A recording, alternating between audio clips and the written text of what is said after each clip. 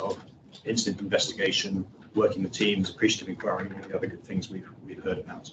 And fingers crossed the HSJ will say just that next week as well. So they're doing a great job.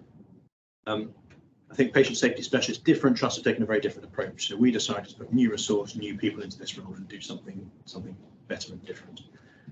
Some other trusts have essentially rebadged existing roles as patient safety specialists because the individual has expertise. I'm proud of what we've done. I want to carry on doing it.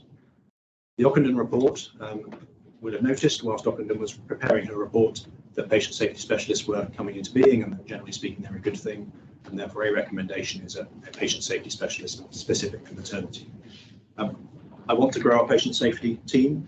I think that maternity requires the input of patient safety specialists and experts, but I don't think, as the board lead for safety, that having a siloed separate role in maternity is the right way to go, in terms of having a team of 2 or 3 people here and then one person over there working to a different agenda with a different reporting line, etc.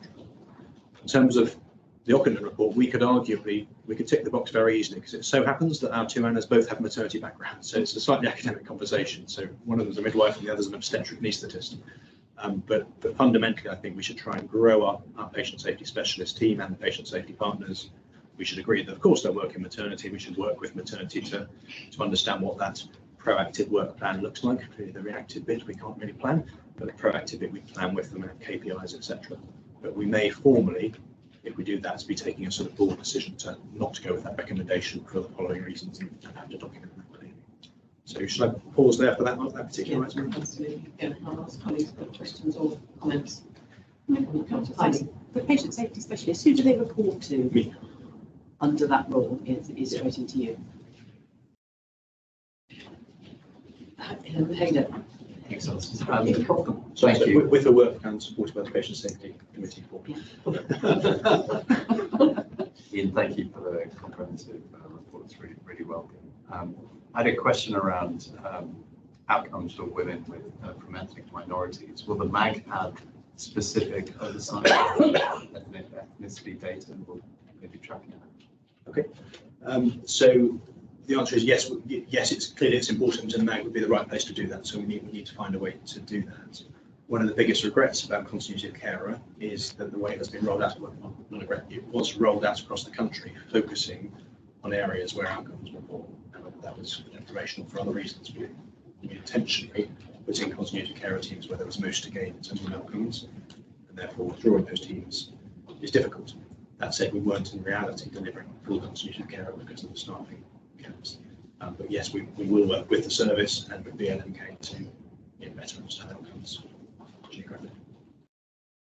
And we just wanted to come in, then I'll come back to you, Michael. So coming back to the patient safety specialist bit here, clearly one shouldn't go against national recommendations. Full stop. Given your point earlier about us having both a midwife and an obstetric anaesthetist in here, I think we can find a form of words whereby the board recognises patient safety specialists as required by the national team. That those roles are fulfilled by the patient safety specialists that we have in post presently. And I think, again, for me, there's then a full stop. I don't think as a board we should actively be stating that we are not going to do something that the national team require us to do, particularly because of the individuals that we have in post. I think there's potentially a requirement for us to bring back to the board should one or both of the current post holders leave. Then we might find ourselves in a very different position because we don't have that coverage around maternity by those patient safety specialists. I don't think we should say no to national. I think we should say if we are able to encompass the national requirements within the structure and the skill sets that we have, and leave it at that. I think there's a difference between what and how. And the what is what needs to be done, and the how is how you should fill it. Sorry, Gary, I was just going to go over to Heidi and I'll come back to you. And I think you kind of answered what I was going to say, because for me it's then how do we have the assurance that what we're doing is the right piece? And I think that the 2 full stops sort of answer that. I suppose it's as well being able to answer in. I heard your two over here doing it one way, one over there doing it another way. But but it's why we don't think that's appropriate. Okay. When that is a national approach. Yeah. So I'm going to partially disagree with Joe. I think it is a really bad recommendation that wasn't very well thought through. And I think it's in part because we have done more with this patient safety role than many other organisations have. I agree there will of course be a way to describe what we're doing and given the backgrounds of the two individuals to meet the recommendation. But I think for all, it's important to recognise firstly our patient safety specialists and the team are having a really good impact, and we should, even in difficult times, be looking to invest in that team and grow it. And one of the most impressive things about their impact is they're going to places, they're clinically credible, they're not scared of any errors because they work in clinical areas, but when they get there, they are fresh eyes rather than part of that particular department. That fresh eyes and that sort of peer review element's important, also being able to work in a team, because inevitably patient safety specialists will become involved in the most difficult and challenging things that impact the organisation, our patients and our staff. So I think I'm proud of what we're doing now. I think, yes, of course, there needs to be a patient safety specialist input into maternity as there is, and we'll find a way through this particular recommendation. Gary, did you want to? I was just going to say that I think there's a distinction between a what needs to be done, and the best way of fulfilling it. And I think that that's the thing that I've been interested in understanding, whether your view is that what this role is meant to achieve can be achieved in the way that you're proposing. Is it a what or a how question? Well, so the recommendation, I think the how is a very bad how, and it makes it more difficult to achieve what you want to achieve. What we're signing up to. Yes, so more patient safety specialists input in maternity, of course. Just being a bit pedantic on Joe's point about the full stop, I think it would be helpful to then say, unless that structure change, or let the incumbents change, because then that gives us the assurance that would come back to board for a revisit of that decision. But my question was, you said about building up the patient safety specialists. Yeah. Did you mean numbers of, or skill levels of, or both? So actually, not the latter. They're brilliant. I think we've heard it previously. Obviously, there's continuing professional development for everybody, but they've been hugely impactful and already become the expert resource. I think building up the numbers, in large part because when something bad happens and one wants an immediate response for patients and you need a group of people who are appropriately skilled and available to do that. So ideally, we need to have 4 or 5 people who have the relevant skills, who can quickly respond, rather than 2 people who may be on holiday, they are here or on their own, etc. Yeah. I think for me as well, it's around this sort of the national approach. Is it what do they identify as being so uniquely different that you would need somebody in a specific role? Because as you say, the skills of the people we already have, and if we can build that team, but also the fresh pair of eyes, seems incredibly powerful and useful. So the Ockenden report, so it's not just Ockenden, you can go to Morecambe and Kent and other places. Clearly, there are lots of quality and safety risks across maternity services nationwide. There's a lot of government in maternity that needs to be improved. But I completely understand more work needs to happen in the safety arena in all maternity services. So I don't have a problem with the Ockenden report saying that they want some of this. But I think for me, it's part of being a team. Actually, it's a really good example of a team with the patient safety partners, rather than the patient safety specialist over here who reports differently through the midwifery structures, through the region, etc. Yeah. This is part of our team here. Yeah, absolutely. And there's that shared learning as well. I mean, that's what's so key. Once you start working in silos, then you have the potential to lose that. So, one of the points I was keen to make is that the risk of maternity becoming both very siloed and also very externally managed is really quite high. I think there's now a new maternity investigations branch, the health service investigation branch, HATESIB, who was doing all of the external investigations of maternity, is now changed, and there is a new special health authority just looking at maternity related serious incidents. There is a very, very sort of very strong presence regionally and nationally around maternity, and obviously that's with lots of independent reviews as well. So I think, but clearly the board remains accountable for the service, and I think it's really important that MAG goes, I think, some significant distance in being able to provide detailed focus and assurance up to the board. So that was sort of one point. That risk, I think, is is a real risk, and we do need to manage that so it doesn't become a separate entity almost on its own. And also the availability of information publicly. So what we do need to manage with MAG, and I think we will manage it, but we just need to be aware of it, is making sure that public information is available in a way that is understandable to members of the public or a layperson, because actually lots of what information is required to be reported to the board is really hard to decipher if you're not working in maternity services, frankly. And we just need to make sure that our website, so we'll do some work on our website to make sure that actually if you're a woman or a family looking for a place to give birth, a hospital to give birth in, or support at home to give birth, or wherever it might be, that you can understand the safety and experience you're likely to get. Yeah. Absolutely. Good point. Karen. Oh, sorry, did you have? No, I was just agreeing. Oh, right. Sorry, It's perhaps an impossible question to answer, but of the 10 safety actions and the 84 recommendations, obviously something like the National Labour Coordinator training doesn't exist, so that's new. What percentage of these things are new, and therefore, or are most of them already things in place? It's just that now they're going to be measured and focused upon. Yeah, so I've heard of other organisations when they looked at these 84, and 84 is our number because we had to disentangle them, but perhaps they're only confident about compliance around 40%. Right. And we started here being pretty confident about compliance for 75. Yeah, I think we'll get there. Yeah. Okay, so it sounds like we've already had. Yeah, even in a relatively small unit, which will always make it more difficult to achieve. Thank you. Just the second issue for escalation was around maternity continuity of carer. Yeah. My suggestion to board would be possibly the workforce assurance looks at this in terms of the detail, but it may be we want to have a threshold. For example, we need to be confident that we're going to be within 5% of our establishment in midwifery by a certain date in order to entertain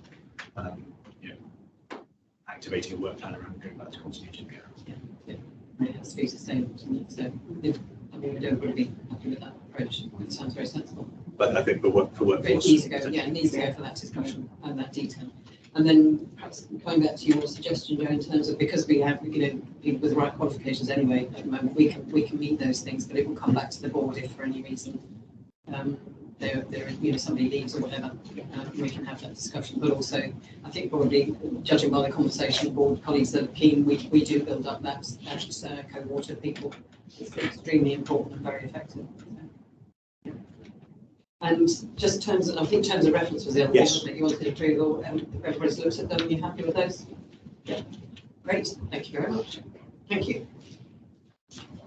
Thanks for that, Ian. Going on then to the serious incident and learning report. Thank you. So I'll take the report as read. It's a very high-level factual summary of serious incidents that have been recorded in the month. And this is a very significant serious incidents, including a very significant violent event on our wards. So we'll talk a bit later in the agenda about violence and tackling and preventing violence in the workplace. So I can update a bit more on actions around that there. We do see a continued trend in the reporting of deep tissue injuries, so pressure ulcers. There is some thematic work taking place. There's a lot of work taking place around understanding how we can work in different ways to prevent DTIs at all grades. Some work going on particularly on Ward 23 that I referenced in the report. The harm prevention group is doing some, so we are doing some work jointly with quality improvement, appreciative inquiry, harm prevention, to look at quality and thematic issues particularly. We've had lots of appreciative inquiry events going on across the summer, including a festival around training and developing those skills that we've referenced throughout the morning to help. It's a very supportive framework around understanding harms, particularly, and harm caused to patients, families, harms caused to staff, and how we bring them together to do different types of investigation and have different learning and action as a result. We've also re-established quality visits as part of our programme around peer review. And we've done them for quite a long time, prior to the pandemic, where they obviously stood down, but we've picked those back up again. So it's using the care quality commission's quality statements, so their kind of frameworks, to look at different areas of care. And then something we're involved in that as well. But it's a big program of work going on across the organisation, getting really rich feedback from those. So that's really, really helpful and a really positive development. Thank you very much. Any other questions at all? And it'd be really good to hear about the work, particularly around the deep tissue injury, because as you said, we've seen this at board quite a lot, so we're anxious that we get some result there, I think. Thank you very much. That's noted. Thank you. Mortality update. Thanks, Alison. It starts on page 45 of the wider pack. As we've discussed before, clearly mortality and our systems to review mortality are quite complicated statistically and otherwise, but I hope this paper provides an overview of both the quantitative metrics but also the qualitative processes we have to go on in the trust. Just in terms of the headlines, our reported numerical mortality rates are within the expected range statistically at the moment. The shimmy does occasionally go higher than expected and then pops back in, so it's on the margins, but at the moment it's as expected. And some of the reasons for that are detailed later on in the paper. Some of it relates to our medical records system and indeed our electronic health record and how these statistics are calculated. I'll just explain that very briefly and I'll stop for questions. But essentially, a finished consultant episode is a period of time that the patient spends under a named consultant in a named specialty. And Emirates Hospital potentially have several finished consultant episodes within that hospital stay. When the data is looked at to understand mortality, then you look at the first two finished consultant episodes that we have. Since we have an electronic patient record and we're using our electronic patient record live, so for example, when I'm clinical, I'm very assistant, all the patients under me are under me on the system, because I actually use that to monitor the results and know where the patient is, etc. We will be changing the consultants and the specialty more often, more accurately than we used to. Therefore, more of these finished consultant episodes and they'll be shorter. So sometimes if you come into hospital, you might have had your first two finished consultant episodes within 12 hours or so.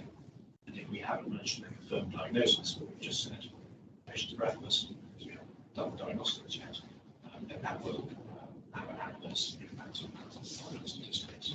So I hope this express reasonably well in this paper, and quality risk is excellent. Specifics. Very happy to take your questions. Thank you very much. Hayden. Thanks, Alison. Thanks, Ian, again. Very comprehensive paper and explains a lot of the stats. I had a question around the relatives directed to PALS. Just to understand that stat, I would have expected almost all relatives to be directed to PALS just in case they needed help, but I'm probably misunderstanding the value. So I think historically, the bereavement team would have spoken to relatives of those who have died in hospital. The bereavement team are very good at those conversations, supporting relatives and detailing what happens next in terms of registration and funeral directors.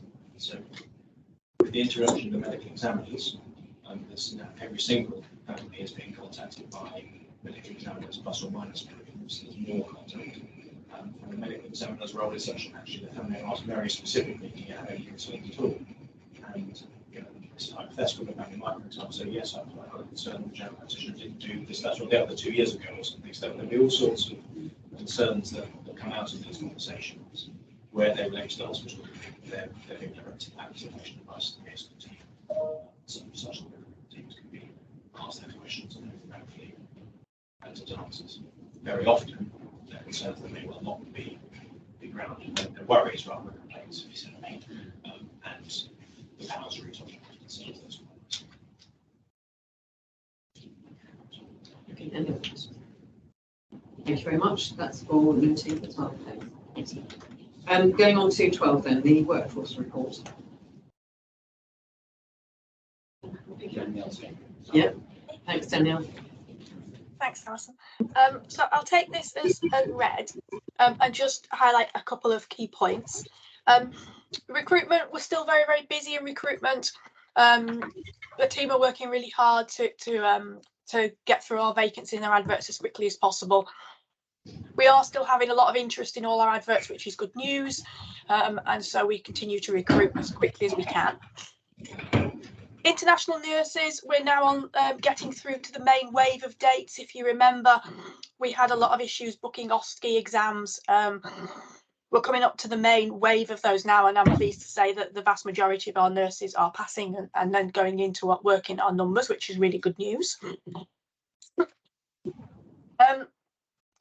For those who attend Finance Committee, you'll know the payroll contract was up for renewal.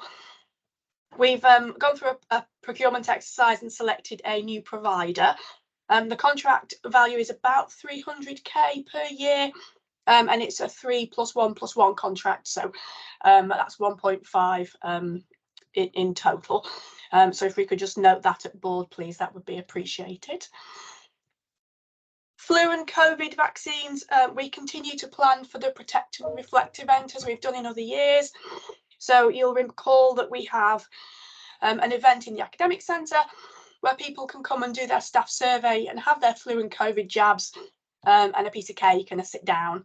And people really like that. So we're repeating that for this year. As in previous years, we're offering to do anyone who works on our site. So working with partners across the patch, such as CNWL, CCS, SCAS, etc. So when that time comes in October and November, I hope you'll all get your flu jabs and COVID jabs. Yeah, this cake, yeah. We've signed up to the East of England Anti-Racism Pledge, and there's a couple of posters which I think Kwame is going to be able to share with us on the screen. And while Kwame is doing that, Freedom to Speak Up Learning, you'll recall that was available nationally as e-learning a few weeks ago. We've made that available to all our staff, and we've already got a 65% completion rate, which is great news. We're aiming for 100%, obviously, and we'll continue to push that through. But over the summer period, being able to go up to 65% is really good. And finally, in the pack as an appendix, there's the HE self-assessment, which HE provide the money, Health Education England provide the money for a lot of our training. We have to do a self-assessment every year. I've included that in the pack, and again, if board could just note that, that would be appreciated. Thank you. Great, thank you very much, Danielle. Any questions at all? Heidi? One comment and one question. So I'd just like to thank everybody for keeping mandatory training above what happened 95%. And then my question is, I think there's about 150, 160 nurse vacancies currently, somewhere in there, I'm sure it says. And I just wondered whether we think that number will remain consistent or over the coming 12 months, Daniel, or do we think that will come down? So it will come down. If you remember, we had we approved a business case for 125 international nurses. The vast majority of those are now with us, but are only just doing their OSCEs. So as they come through in the OSCEs, which we're really pleased is now starting to happen at a really fast rate, they will come out of those numbers. So I think we'll see that come down. I don't think we'll come down to zero because I think we've put more people in the establishment recently. So I'm looking at options, whether that's more international recruitment, increased domestic recruitment, etc. I'll bring those through the relevant committees. But no, I expect that to come down. But we do think that the international nurses will bring that number down significantly, if that's the word. Yes. Yes. Which is something we should note, because that's really good progress, isn't it? Yeah, absolutely. Yeah. My question was related to Heidi's actually. It was about, I thought I got 126 in my head for some reason, Danielle, but 125 international nurses, are they in these numbers or not? So if they've already passed their OSCE, they will be. But we were struggling for, as everyone was, we were struggling for OSCE dates. So some of them will be in the numbers already, but the vast majority are still to come. So being precise, they're counted as employees and not therefore part of the vacancy numbers, only when they've got the qualifications?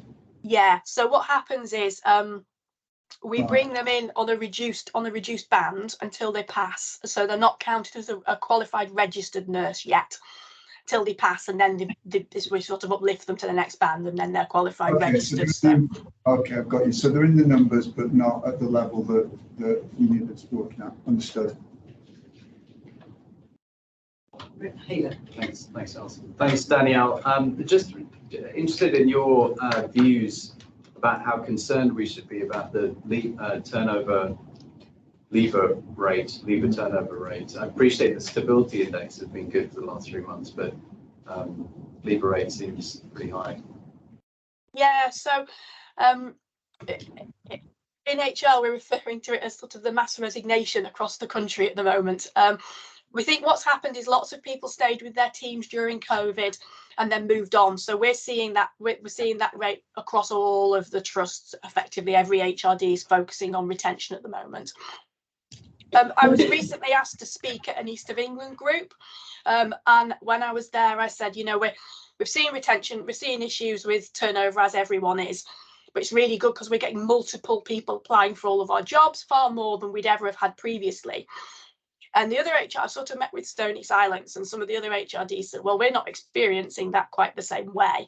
So I think although we are experiencing a turnover rate, which is quite high, we are sort of bucking the trend in that is translating through to vacancies, which we're getting lots of adverts for. So whilst it's never great to say, you know, we've got an issue, but we're not doing quite as badly as some others that we've heard anecdotally are. I think we can take reassurance that people do want to come and work here, and we are being considered when they are looking for jobs, that we're one of the places they want to come to. Thanks. Just following on from that, I was just thinking, Danielle, that might be a piece of copy if we monitor that as a deep dive for Workforce Committee, you know, in terms of exit information. Yes, yeah, yes, we're already we're collecting that information, so yeah, we can bring that through. So Kwame, could you add that to the tracker, please, for Workforce Committee? To understand, yeah, the exit reasons. On an unrelated matter, I think it's just worth the board noting that we've had several notifications of ballot to strike from different unions already. So our expectation is that our workforce will get caught up in that. So just for the board to be aware, we'll keep you updated as we continue. Yeah, there's been a lot of that in the national media and everything as well, hasn't there? Right, okay. Watch that one. Okay, everybody. Thank you very much. Okay, so we just need to note the payroll contract, I think, and then approve the assessment, the health self-assessment for the Health Education England going. Everybody happy? Yeah, thank you very much. Thanks, Danielle. Going on to item 30, violence and aggression programme update. Thank you. There's a brief overview paper here just describing a bit of background in terms of quarterly snapshot of incidents, and I would bear in mind that they're likely to be underreported incidents because reporting violence and aggression is something that we've been strongly encouraging staff to do and continue to do, but we know that they're underreported and particularly underreported to the police. So there's a description here of incidents that have been reported and the locations of those incidents, so you can see the spread of and the sort of focused areas of incidents, or most frequently reported. You can also see the subcategory of incidents where they are known, so where staff have reported particularly racist abuse and sexual abuse, as well as physical assault. I've put in this comment that there has been a noted increase in the severity of violence perpetrated, and I think that's not without foundation as a comment. We have seen some really serious incidents of violence, including really serious assaults against staff members. Obviously, it's traumatic and distressing, and we have changed practice on the back of it, including increasing the use of body-worn cameras as well. Obviously, we are limited by common law powers and common law around our what we can do security-wise, things like searching people, etc. So it's a consent-based model. So it's important to recognise that we obviously we need to operate in the confines of the law around searching patients, for example.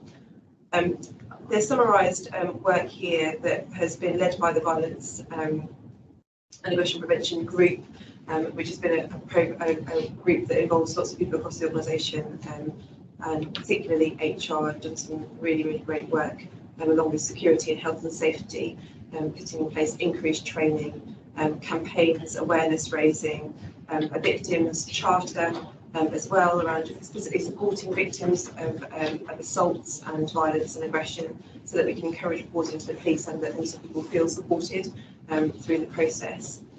So that work will continue. We're looking to do some bespoke work in ED because obviously you can see by the numbers that ED is the focus point for people coming in who then are violent or aggressive. So we're looking at how we can do work with ED, both around training but also the environment. So whether there are environmental changes that we can make that help support the de-escalation of violence, because obviously we want to avoid it rather than having to tackle it once it happens.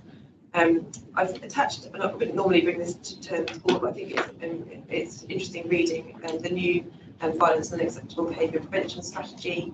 Just for your information and interest, some of the kind of pocket cards that we're giving out to staff to encourage reporting and to try and give staff confidence in reporting. I haven't included the Victims Charter in here, but I'd like to circulate that outside as well around the sort of support we offer to staff who report to the police particularly, but also who report internally, so we can provide the appropriate support for people. And also just a risk assessment form, which just captures some of the controls in the environment and some of the work that we're doing.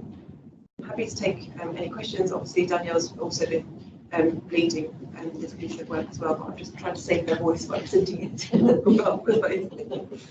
Thanks. Danielle, did you have anything you wanted to add, or no case?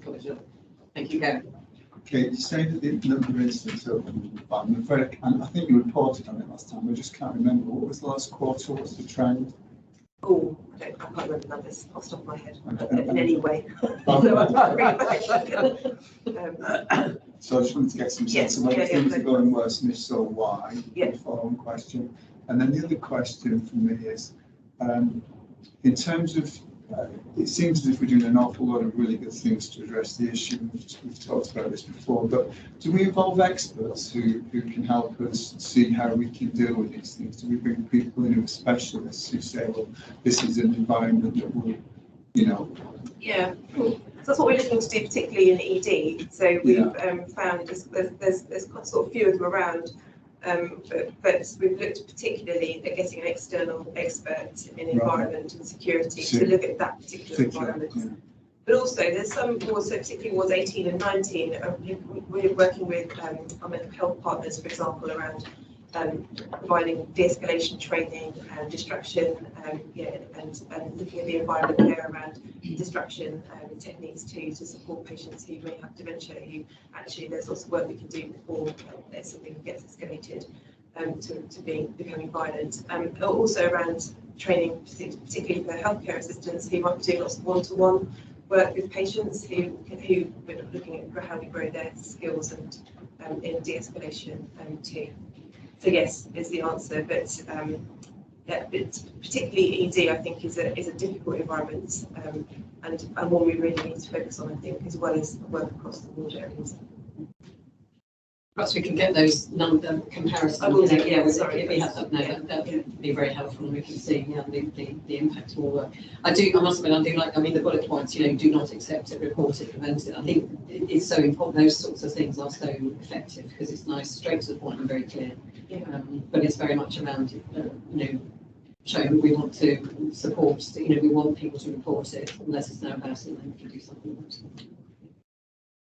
I think Ian was Oh, going I think this is a great report and tells us a lot about what we're doing. I guess for me, it's just clearly violence and aggression is a major problem for our staff.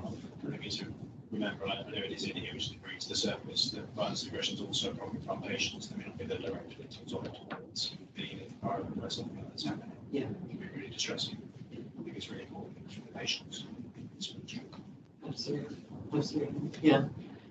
It follows on really for me in the sense that John and I visited ED, and I think it's just that hearing from people, and I think just for colleagues to be aware of that kind of prevalence bit of it, whether substance, alcohol abuse, whatever, but the managing of that to make sure that the individual themselves is well managed as well as can be, but also, as Ian was kind of saying, that it doesn't impact on other patients. I think it's just us acknowledging that is quite a significant activity for our team, particularly our team in ED. Yeah. I just on the reporting numbers, so absolutely we do need to see the trend, but I'm really hoping that the reporting numbers will go up significantly. Yes. So I really want to see people feeling much more comfortable about reporting, and also that we keep reiterating the message that this is not part of your working day. This is not acceptable at work. This is not what you, and often people say with, you know, particularly if patients poorly and they can't help it. And of course that it may also be true, but it's still not something that people need to accept at work and should accept. And they deserve support in order to both report it and be supported through it. Because even if, you know, they are distressing, upsetting incidents. And I mean, that's my experience of working in mental health and community. People just thought, well, this is part and parcel of the job, and actually reinforcing that message that yes, it is, but no, it isn't. It's still not acceptable, even though, you know, we can't eliminate it completely. I can think of a situation where, linked back to the previous item on resignation, you know, a particular case where somebody just had enough and they'd never ever reported that they'd ever experienced it, but then there was a straw that broke the camel's back and that was it. And it was just so sad that somebody's career had finished on that note because they'd seen that as part of the job that they had to accept. It's very much around minimising. It's getting this down to near to naught as we possibly can. And as you say, there are a vast range of techniques and things and approaches where you can de-escalate things, but it's no use having that knowledge and that training, isn't it? But I was just thinking, coming back to Ian's point as well, because I know, you know, we do have things in and we have support for patients, and you know, and I mean, we have a sort of targeted support going around to patients, but I'm just wondering whether that's thinking of that issue where there has been a violent incident, whether or not we actually, you know, pick up with any patients that may have seen it, or, you know, just to give them an opportunity to either talk about it or just to know that they are being supported. I think that's a really good challenge. I think it's probably something that we've missed a bit in this work so far. So I think it's a really good challenge to take it back to the group. I think it'd be really helpful because it is, yeah, it can be scary. Thanks, Alison. Yeah, really, really important. Thank you for sharing that. I just had a question around the police presence, which I'm really glad we're pushing for in ED, and I think we lost. I was trying to find a bit of PCSO lost, but now it really hard to see that we're implementing or taking forward on-site police presence. When do you think that would? Well, so we're not. Right. The police are unable to provide us with a police officer regardless of the amount of money because they are limited by recruitment and how many officers they can recruit.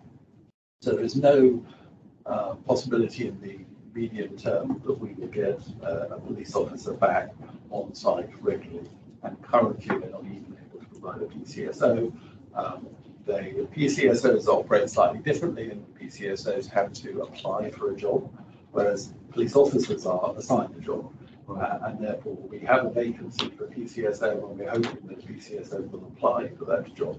But although we aspire to it and we'd like our staff to have it, and pretty much regardless of funds, I think we would opt to have a police presence if we could have one.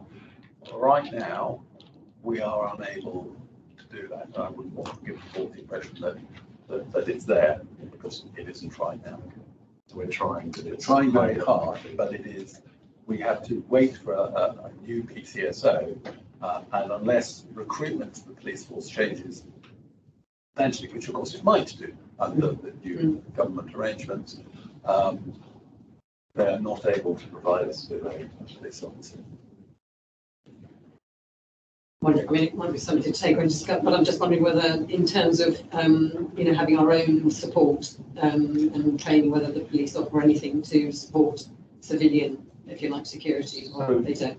We have increased, because we have been unable to get a PCSO, we have increased the number of security officers to site, and increasingly we are trying to increase the number of substantive posts on security posts that we have. I think it's fair to say that our security team are both well trained, really good at de-escalating issues, and are very much valued by the staff and a good track record. But of course, it always is going to take a little while from pressing the alarm button to actually having a security officer present. Although we do now pretty much have a security officer present in A&E, but on occasions, of course, they're pulled in directions. Yeah. Thank you very much. Thank you very much. That's just to receive and note. Thank you. That's a very comprehensive report. Oh, yeah, do we want a break for 5 minutes? Anybody need a quick trip outside? Can't stay euphemistically.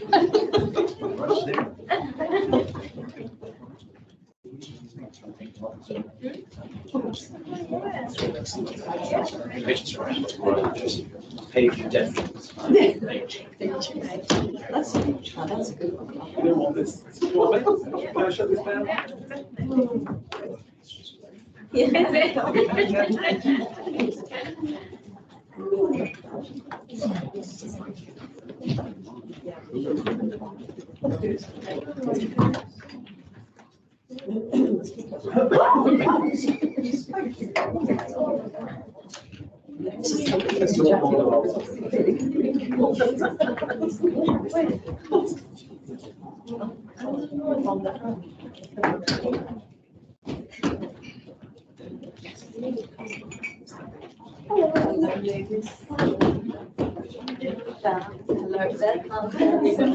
Very nice to meet you. Hello, very, very, very nice to meet you. How you doing? We're both doing great. We're all board duties on the same day. What do you think? Yeah, I told them what experience for sure. It was really great experience. Yeah. I was like, oh. And it keeps going. And there's such a wide range of languages. Really helpful. It's quite tough, isn't it? Yeah.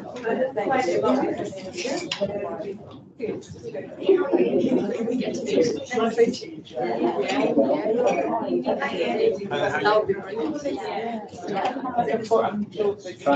I've had a brief tour. I just want to give you another tour. My navigation skills. I need to get my. You can almost see your way. Oh yes, I was walking across. Yeah. I'm slung across. Oh, you know, how are you? I remember you. You used to work in the same. I'm for all the ladies. You want to cheap yourself as well? Yeah, well, very nice to see you again. Likewise. How are you?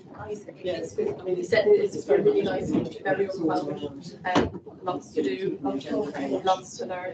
Yeah, I saw it spend the first one, learning and listening and trying to find out the organization, what we need to do next. Yeah, exactly. So that will be, well, Get the uniform, which I'm really interested in. Well, the good thing is that I didn't say yes. So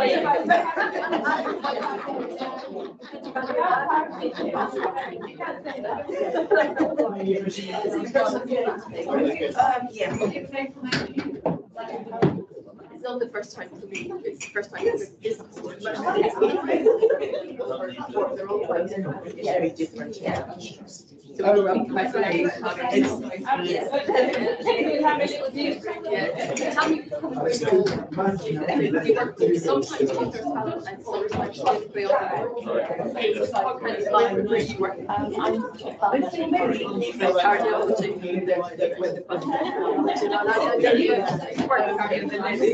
Yeah, Chris was there. I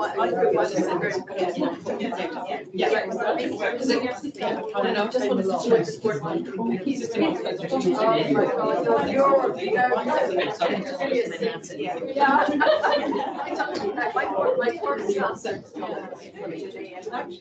And it was actually in London, it was in the hall.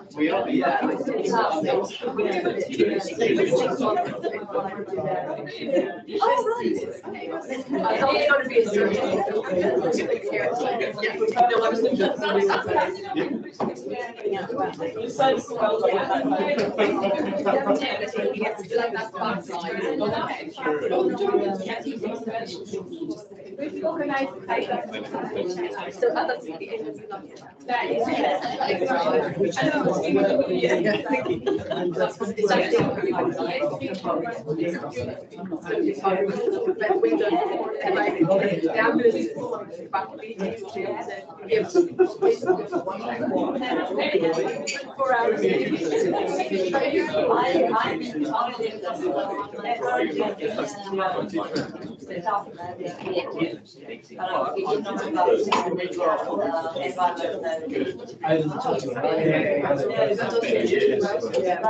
Yes, they saw things really helpful. Oh, yeah.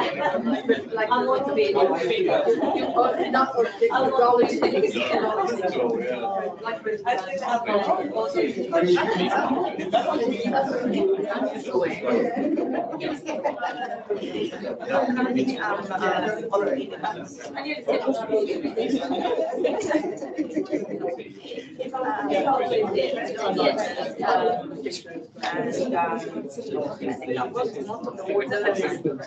You know the hospital better than anyone else. Show me those guys.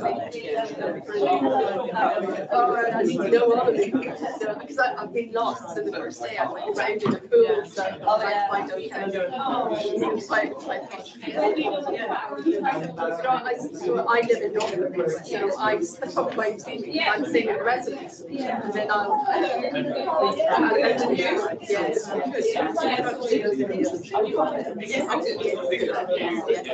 because I came in because my chief nurse in the Northern Artery is really generous. It's a bit like the conversation we had. A lot of people did not work their jobs during the pandemic. They didn't do that even at my level. I cannot face this next phase of the pandemic with a team that I don't know. And so lots of people took it to take it.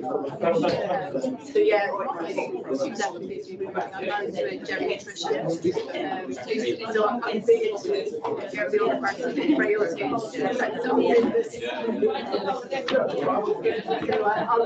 And of course I've come to Norfolk from the highest number of stairs in the country. To all of our every other person's physical points. Yeah, my place I need to find me as more so I'll come and get it up to 90.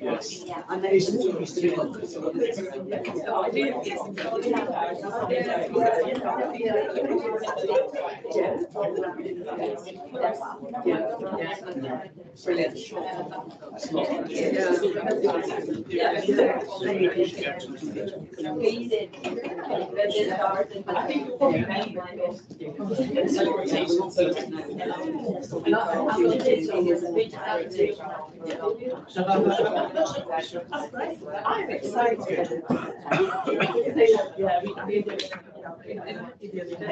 Well, I hear that very good. I think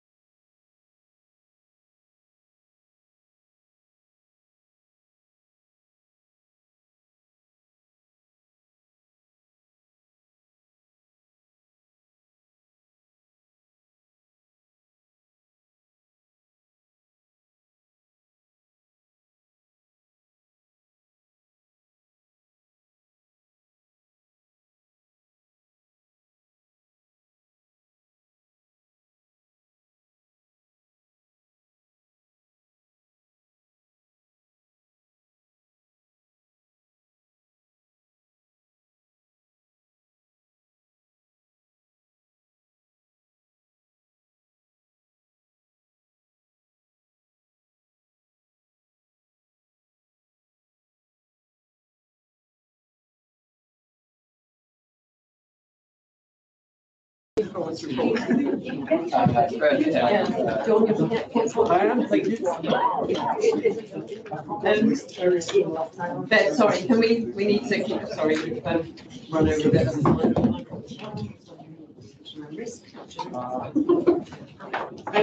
Thank you very much. Going on to item 14 then about the performance report, and John will pick you up. Thank you. Yes, Emma's not here today, so I'll pick this one up. I was going to take the narrative as read and concentrate on the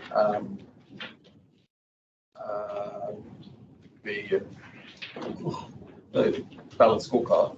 There are a few things to say about it. Ian's already covered off mortality. Interestingly, this report shows that our issuance is going up a little bit. I think the key message from this is that we are struggling, as almost every acute health across the country is, with emergency pressures. We've got pretty much our winter capacity open, and we are struggling with 4-hour trolley waits. If you look at our performance against others, it still holds up very well, but it's there's quite a lot of pressure, and it's beginning to show in some ambulance handovers, not much in terms of 1-hour waits, but certainly in terms of 30-minute waits. So bed occupancy is high, and in particular, stranded and super-stranded patients are high. And if you look outside of the trust, in terms of system flow and discharges, our partners outside the trust are struggling with both therapies, recruiting therapy staff, which is common to everybody, but also social workers and domiciliary care, very challenged on recruitment. And this, of course, has a knock-on effect on discharges leaving the hospital. There is some good news in terms of, for example, diagnostics are improving steadily month on month. But we will see a bit of a downturn in August because we had a whole series of equipment failures, losing both our MRIs at one point. And there are other areas of concern over infections, both MRSA and SSA, and also Ian's covered it off, but we continue to have issues with midwifery recruitment, and that comes through in terms of birth, midwife to birth ratios. So happy to answer questions. I will involve my colleagues. Thanks. So then just a comment on midwife to birth ratio. The fill rate for individual shifts with bank and agency means we are operating at reasonably good levels. The midwife to birth ratio is calculated in files on establishment. So any questions or comments at all? I know it's an incredibly challenging time. I suppose I'll just pick up on one, and also I think it probably links in a bit with the patient experience report earlier. But and this has come out of various committees I've been sitting on recently. But it's just around the how we pull together that sort of whole view of various reporting streams.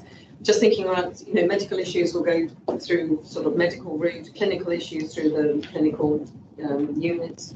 And then obviously in corporate, we have the patients' complaints and that sort of thing.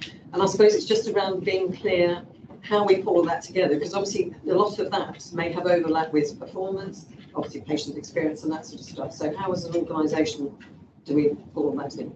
Joe? So internally at exec level, every month the executives sit down with the divisional triumvirates and go through the balanced scorecard type approach, which involves all of the directors and picks up on that gamut of issues. As I think, sort of going back to the conversation at the start of the board, I think it would be helpful to be able to evidence that through to the board that we are looking at, if you take a specialty at random, if we took orthopedics, are we comfortable that we understand the staffing issues in orthopedics, the patient feedback in orthopedics, the clinical experience in orthopedics, the financial performance, and so on? I would venture that we do as an executive, we don't bring that level through to board. So as part of the earlier action that I took to bring those points together, why don't we bring that through to board as part of the seminar and show that there as well. I think the things we talked about at F&I, and we said it wasn't really an F&I conversation, it would be either board or a seminar, was around that pieces in terms of referral treatments, backlog, waiting lists, kind of understanding some of the detail of that, whereas ophthalmology has a very big waiting list, or yes, orthopedics, or I think that's a helpful part, isn't it, in terms of us then kind of understanding what the focus of the hospital is and what the focus of the hopefully not the hocus pocus, the focus of the executive team is going to be over the coming months, and where patients therefore may be, I think, at risk, but in the sense of waiting for treatment. So I know that we have specific risk on the agenda in October, don't we? Yes, yes. So why don't we combine what we've done previously, which is a subjective executive assessment of risks within the organisation, alongside some of the data points associated with the different metrics that we've just talked about. So for example, ophthalmology, yes, it has a very long waiting time. Are we concerned more generally? Is there that undercurrent of concern for ophthalmology? I've mentioned no, but let's go through that and let's try and relate it as a board. Be a good conversation. Thank you very much. Any other questions at all? No. Thank you very much. Thanks, John, for that. And we go on to the finance report. Okay, thank you. So the finance report starts on page 147 of the pack. And if I could point you towards the summary page on page 149 of the pack. So we're reporting the first 4 months of the financial year to the 31st of July. And we have a deficit position of 5.4 million, which is adverse to plan by 1.6 million. And there's one main reason behind that. It's lower than planned elective recovery funding, ERF as we know it. The total funding we had allocated to the hospital was 7.5 million roughly for the year. And we should have taken a third of that by now, so by 2.5 million. We just recognised 25% of it because there's a floor below, which is the minimum floor that you can take, because we haven't met the activity targets. So whilst we're doing extremely well compared to peers, we haven't met the targets, so we accounted for the 25%. So that fully explains our adverse variance. And as far as we're aware, no other organisations across East of England have earned any ERF either. So the guidance around ERF has been evolving. I'm sure Terry has talked about this before as well. So it looks like the first 6 months is going to be guaranteed and there's not going to be a clawback. However, because we didn't put that in writing formally, at this point, at month 4, we decided we would take it to that. Is why we've taken that stance. We'll need to review that again this month because the guidance seems to be stronger that there's not going to be a fallback, so we may well recognise it in Fund 5. So apart from the income variance, our costs are broadly in line with plan. We're slightly above on pay and non-pay, but as a percentage, it's below 0.5% variance, so that's okay. With inflation, the inflation pressures we're seeing are not quite as high as we would be expecting at this stage, but I think that remains a really significant risk as contracts get renewed during the year. So that's definitely one to watch, and we're monitoring that. The other point to note is the efficiency programme. So on page 153, we have in the green bar in that table in the middle of the page, we've identified 6 million, which is 50% of our target. And actually, since the report was written, that has been added to, so it's now sitting at 8 million, which is what we expect to achieve this year. So still some way to go, but definitely progress being made. And otherwise, just want to report that the capital programme is on target, and our cash balance is 46 million, which is slightly better than planned, so that's all good. So whilst we're in a deficit position at month 4, we expect to get to break even, and we're still forecasting to get to break even. So things that will help that is our SIP delivery programme. We'll obviously be monitoring costs, and also we would expect to achieve more ERF and fully get our ERF recovered by the end of the year. Thank you very much, Gary. I was struggling a little bit to understand what the numbers were telling me, in the sense that in the month we all spent on staff. Year to date, we're still all spent on staff, and yet we're not hitting the activity levels that presumably staff in relation to hit. So I don't understand how they tie together, unless the income numbers are done on, you've just arbitrarily not taken the income, but the activity is really there. Do you see the point I'm making? So there's a contradiction there. Yeah, so whilst we're not meeting that activity fully, we are around about 100%. The target is 104%. So we're doing pretty well there. However, that's just elective activity. And probably the reason that we're not able to achieve that elective activity is because of non-elective pressures, which obviously will be consuming resource. Do you see what I mean? So you could have wards which would be like our day surgery unit, for instance, can be used as an escalation area if the hospital is very, very busy. So that explains why staffing costs can be over what we're still. That's very helpful. Exactly, because it's just to find the targets are all about elective planning care. Thank you. Yeah. That's very helpful. I think it helps me, definitely doesn't, to point out in terms of the elective recovery fund, why we have the confidence that it will change over 6 months, maybe sort of a guaranteed number, but also kind of how that relates to our achievement at around 100%, how that relates to other organisations within. Yes, so we're doing very significantly better. I mean, Joe will know this more in detail than me, but so other people within our other organisations within the East of England are around about 60, 70%, some of them, not all of them, but some are very low indeed. So we're doing extremely well. We're consistently up. And so what that means, Gary, is that obviously that means that on the whole, the elective recovery funds are getting pulled down, but that money is still sat there. So I think it's about understanding about how that money is going to be best used to support the system to deliver in the next 6 months. Yeah. Yes. And there is an issue about equity, really, that we are investing and we're achieving we're achieving more than others, but we may be treated the same in terms of the allocation of funding. So that's a concern. One other question, which is about, since we did the budget, obviously energy costs have gone. Is that reflected in our numbers and forecasts? Yeah, so we're due to have a change in our energy tariff in September.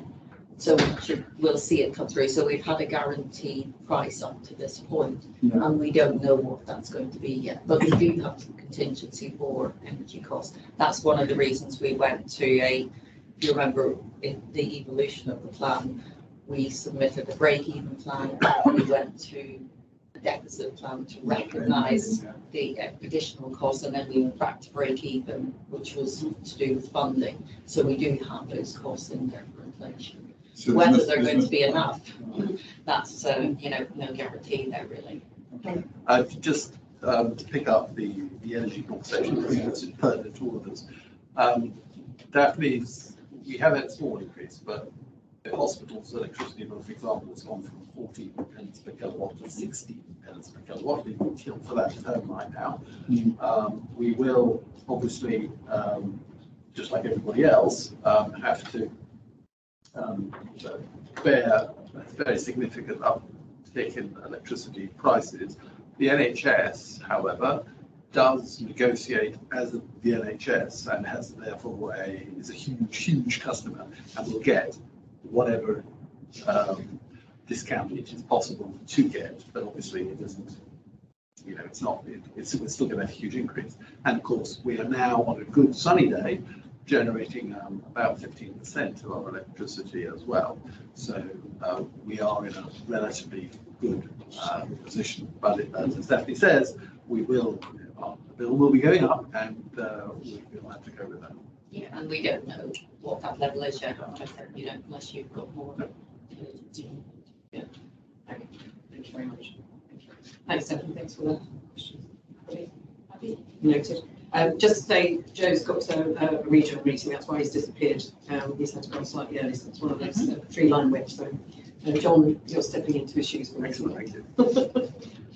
Thank you very much. Item 16 then, Research and Development Annual Report. So the Research and Development Annual Report is here to receive. We've had a strategy document for R&D that came to board a few months ago and was approved.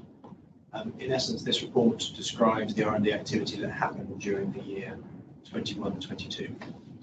Just by way of brief background, the vast majority of our R&D activity and indeed our R&D income is driven by us undertaking trials which are on the National Institute for Health Research's portfolio.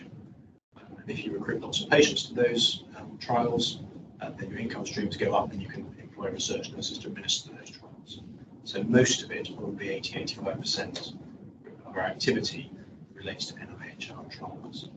Around the edges, there is some original research that we're doing and some commercial research. I think the key points are that we are pretty good in terms of recruiting for research and development. When we compare with peer trusts, we are always at the head of the pack. The improvements we've seen this year, from my perspective, is that surgical specialties are beginning to be engaged as well, whereas previously there was a bit of a gap, specifically around our surgical robots. We're undertaking a series of research and evaluation projects, which is continued. It'll take a year or two to come to fruition. In terms of activity, unsurprisingly, COVID had a huge impact around the country on research activity and the sort of trials that were going on. Our research nurses were amazing in terms of both supporting the clinical workforce, but also getting going with the COVID-specific trials, which genuinely saved millions of lives around the world. So the report we've essentially recovered to pre-pandemic levels, and all is good. The one caveat not mentioned in the report, but to mention here, is the Clinical Research Network, or the CRN, which is the government arm's length organisation that administers all of these things, is obviously organised into lots of different regional offices. We're currently part of Thames Valley Local Clinical Research Network with Oxford and colleagues, and it's all worked very nicely. The lines on the map have all been redrawn, and the Thames Valley Research Network is the most impacted by that redrawing. So watch this space and see what happens. We've raised objections to changes to the thing that wasn't broken, so I'm sure it will go through. We'll do all we can to mitigate that and insulate the research team themselves and the activity of many bureaucratic changes. Yeah, absolutely, because I think it's a fantastic team and there's some wonderful stuff for them. So, okay. Any questions? No? Peter. Thanks, Alison. Ian, thank you for this report. It's really pleased to see the variety of different areas that we conduct research on. Question, do we have any plans to do any research around health inequalities? So yes and no is the honest answer, because our ability to employ research staff is essentially driven by things being on the NIHR portfolio. So if I can get things on the portfolio, or if they're on the portfolio and want to participate, then yes. Beyond that, there isn't really a route.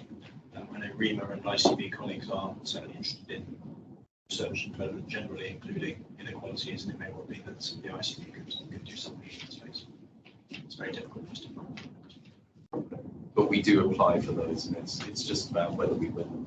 Well, so again, the sorts of trials we participate in are either interventional trials or observational trials. The inequality studies, in reality, they'll the university look at all the national data, they won't be asking hospitals to do anything with that. So it's arm's length. And then we draw on that, presumably, don't we? We can look at those sorts of things where. It'll be university parts of geography, to be honest. Yes. We're doing quite a lot of that. Yeah. Dawney, as I mentioned.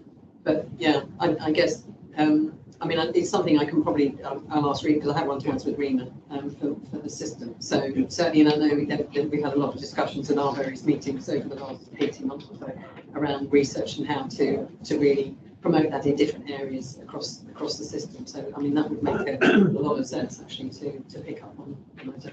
The health inequalities are right on the top of there. Yeah, it's that core plus. Yeah. Plus 20. But I'll ask as well when I talk to her. Okay. Thank you very much. I think we're receiving rather than approving in terms of Receiving, doesn't get yeah. published. I Yeah. have had a few typos corrected subsequently, so there'll be a further version which is not material. Thank you very much. So we note the report. Thank you very much. I can't believe it's a year since we've had the last one. Actually, it's quite frightening how quickly it's going. Item 17, emergency preparedness. I can take that on Emma's behalf. So this is an annual report, assurance report to the board on our emergency preparedness, resilience and response (EPRR). So this gives an overview about where we our progress and compliance against those core standards. You can see there's been a lot of work that's been taking place over the course of the year around EPRR, and obviously we've been working often within a sort of EPRR framework as business as usual because we've been in an emergency response period for such a long time. But clearly there is other work that goes on outside of the pandemic-related EPRR, which has been led by our emergency planning officer. That's included heatwave planning and heatwave, not just planning obviously, but the execution of heatwave plans during really extreme temperatures, but also a number of other different exercises that have taken place across the region and nationally, and that we've taken part in. So it's happy to try and take any and answer any questions.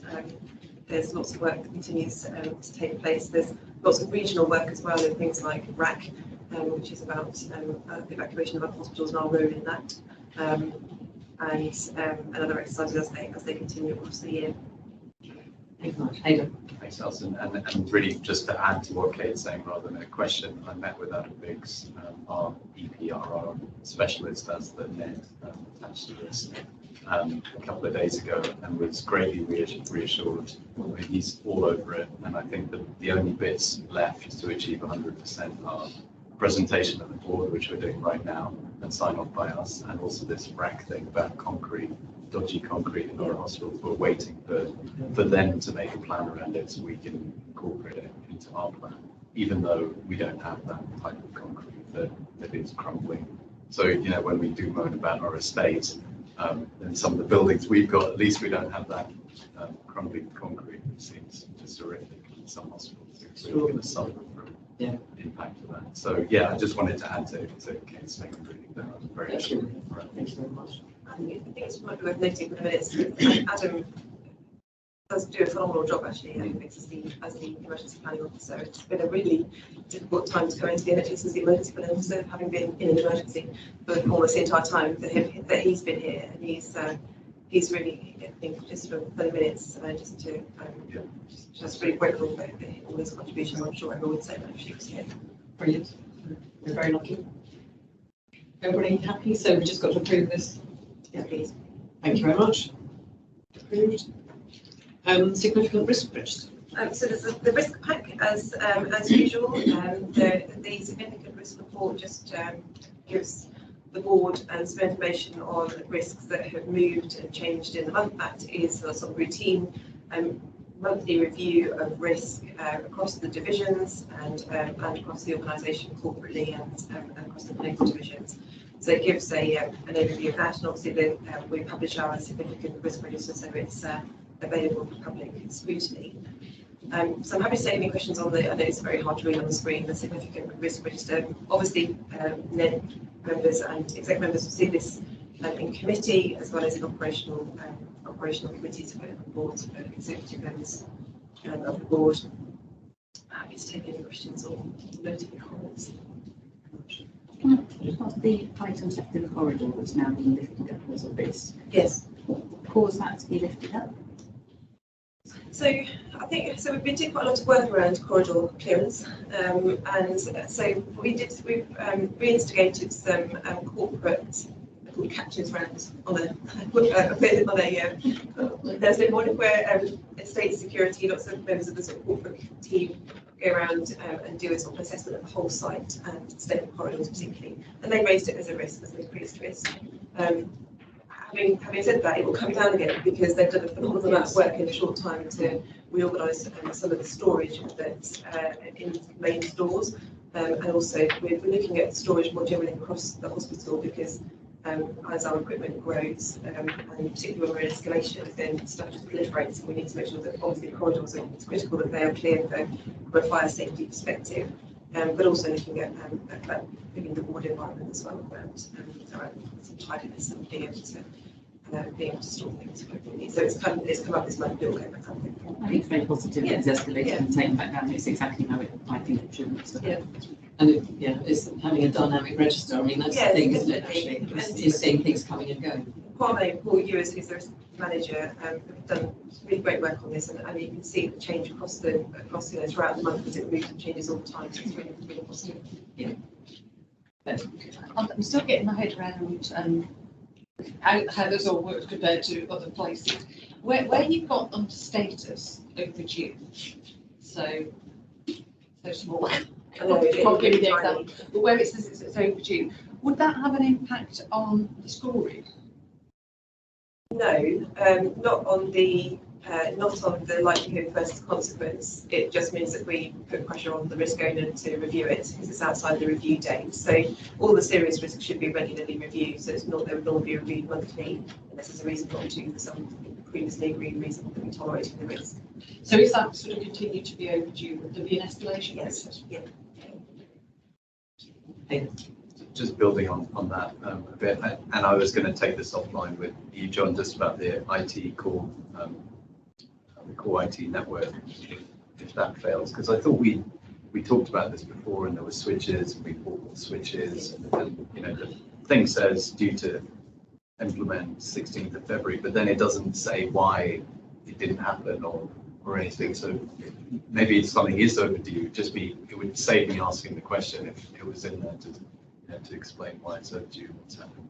So on that particular one, hoping to finish the implementation by Christmas, so it's Got it. So it is in in implementation. So it's being implemented, but to be honest, to make the cost more affordable, we agreed to do it in-house over a long period of time rather than have somebody coming and do it to us. So it's underway, expecting it to be complete by Christmas. Thank you very much. That's nice. Thank you. And the board assurance framework. Particularly on the board assurance framework, the cover sheet or the notes the change on different risks that have been reviewed in the month. We've had previous discussions about the board assurance framework and things like changing some of the formats so that it's more dynamic and there's perhaps fewer numbers of more dynamic risks, but then we have those risks that are likely to be long-term risks that don't really move throughout the year, that we presented slightly differently, so the board can really focus on what's really important risk-wise within the month. So Kwame and I will hold a seminar on October 7th. Oh, sorry, just making this very clear. October seminar will be on the BAF, and we'll look at format. We'll look at types of risk. We'll look at what kind of keeps us awake at night as a question around what we're worried about, how the BAF currently reflects that, and then what we do, how that moves forward in the future. So the execs have done a little bit of that work on an away day of sort of downloading of what do we think the top risks are and how do they square in the BAF, but we'll repeat that at the seminar, and then we'll look at how we manage that going forward. Because what we don't want is a BAF that just becomes enormous and we can't focus in on it. But I think we still do need to capture these long-term strategic risks that may not move, but they may suddenly rocket up the agenda. But we also need to capture these more dynamic, significant strategic risks because of the nature of the wider environment at the moment. No, that's really helpful, because that was sort of one of mine, these are never going to change because they might go up, they're unlikely to reduce because they're outside of our control. So how do we capture them without them clouding the things that we really can impact on? So that would be really useful. A good conversation. Okay, everybody noted? Thank you very much. Then item 20, I'm not going to go through each individual summary report, but anybody wants any comments or feedback on that? Otherwise, they are noted. Thank you very much. Use of the seal, just for one, I think. Yes, so it's here for just to ratify. Okay, thank you very much. So it's noted. The forward agenda planner. Any questions on that? Just one thing, I suppose I was looking at it because around September there are a couple of items on there. A couple of items on there that haven't come to the board, but that we've noted that we would. So, and digital review and things. Yes. So I had a conversation with Barney and you took mine and we decided to push it through to the next meeting, but it's very says to be delayed by months usually. Right.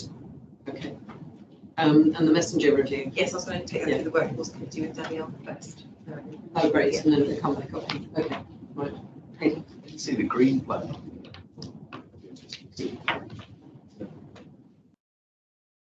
Have one. We have, yes. We bring it here for a conversation like that would be good. Yes. Yeah. So I think at the moment this is our what we are required to bring to the board. Yeah. And I think we should probably then stretch that out a bit to what we also want to bring to the board. That we can predict throughout the year. Yeah. And try, and also we know as well that we've got the year becomes really heavy from an annual reporting, statutory reporting perspective. The further down the calendar year we get. Yeah. So again, about how we potentially manage board time as best we can through the year. Yeah. No, absolutely. It is a balance always, isn't it? John.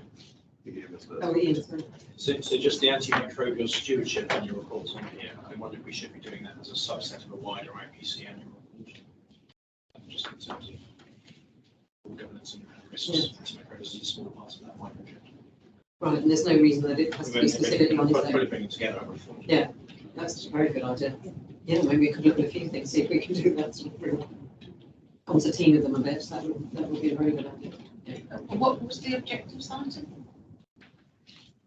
The objectives item is really about forward planning for the annual review of objectives in the board cycle, and so normally we would try and marry up the back risk session with the objective sessions, that we do it all in one across a 2 year. Yeah, but that's what you needed to go to an informal before it came to the full.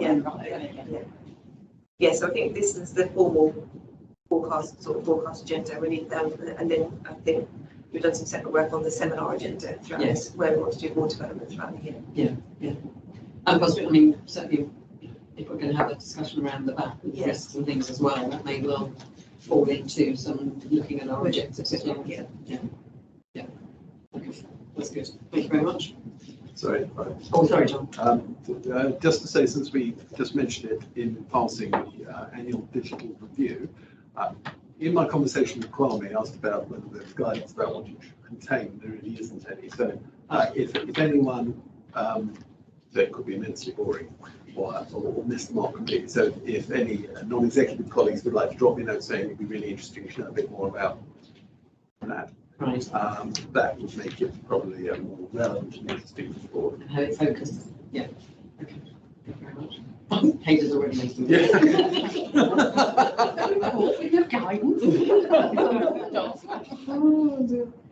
Okay, that's great. I'm not aware of any questions from the public. Okay, thank you very much. And that just leaves it for me to bring this meeting to a close. Oh, Hayden. Just a question to the board. This week we've had drip feed of papers, board papers, right up till yesterday, I think. I was out all day, so I didn't see that till this morning.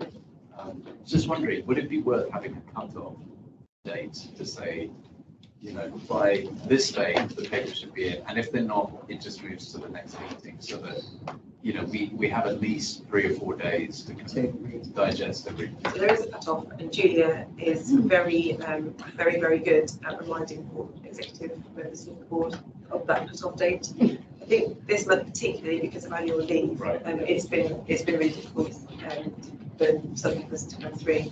But I think I'm a late paper offender, so all of my colleagues. But you're absolutely right. Yes, you're absolutely right.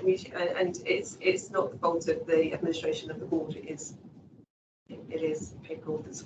Thanks, Kate, and I fully appreciate it's been holiday season, people been busy, so it's not. And maybe that's a good point, actually, maybe that's something we need to take on board when we're coming into September, because we always have that first meeting, don't we, in September, so maybe we need to look at what we need on the board at that time, and who's actually around, and we'll be able to get a report together, so I get more forward planning.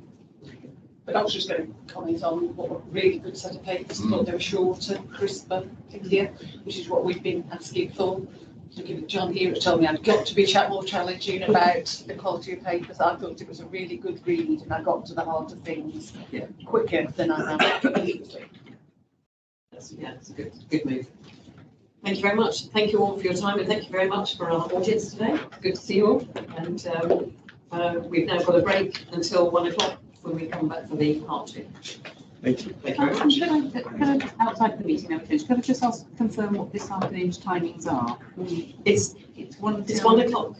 Is it one? It's one for the private board, isn't it? Yeah.